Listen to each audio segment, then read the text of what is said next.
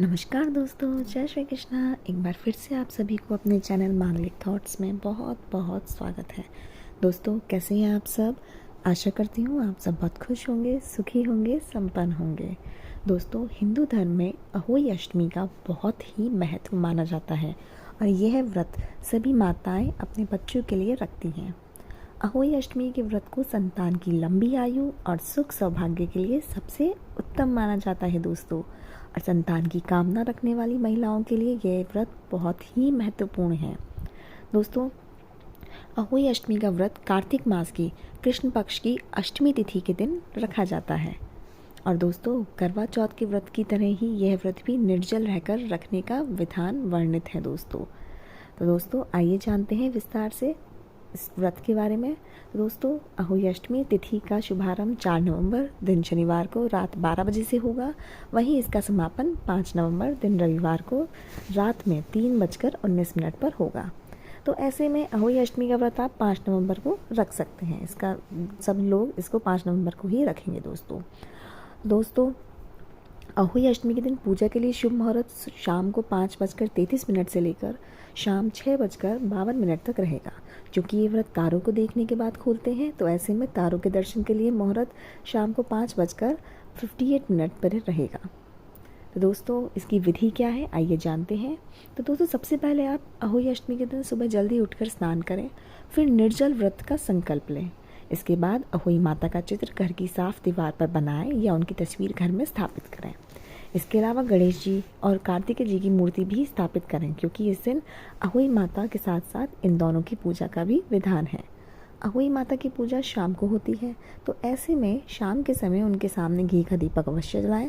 पूरी, हलवे या कोई मिठाई हो उसका उनको भोग अवश्य ही लगाएं दोस्तों। इसके बाद व्रत की कथा पढ़ें और अंत में तारों को अर्घ देकर व्रत का पारण करें दोस्तों।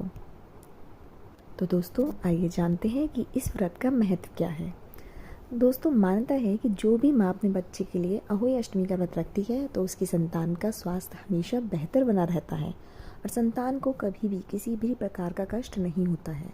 संतान पर आने वाला हर संकट दूर हो जाता है और साथ ही संतान की कामना रखने वाली महिलाओं को संतान की प्राप्ति होती है।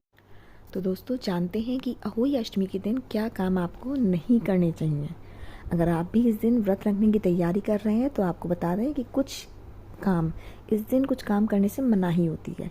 अब ऐसे कौन से काम हैं, आइए वीडियो में हम आगे जानते हैं। तो दोस्तों, सबसे पहले किसी भी व्रत की तरह इस व्रत में भी कुछ नियम होते हैं, जैसे कि अहोई अष्टमी के दिन मांस या कोई भी ऐसा नॉनवेज का आप सेवन बिल्कुल नहीं करें। ना सिर्फ सेवन बल्कि बाहर से भी किसी भी नॉनवेज चीज़ का सेवन इस दिन ना करें, बाहर से भी कुछ ना लाएं। अहोई अष्टमी के दिन बनने वाले खाने में लहसुन और प्याज नहीं डालना चाहिए दोस्तों।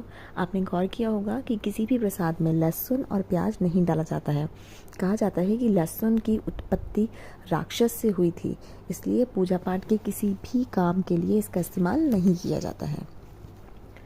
दोस्तों, अहोई अष्टमी के दिन मिट्टी का कोई भी काम नहीं करना चाहिए। गार्डन में इस्तेमाल होने वाली खुरपी को खास तौर पर इस दिन छूने के लिए मनाही होती है।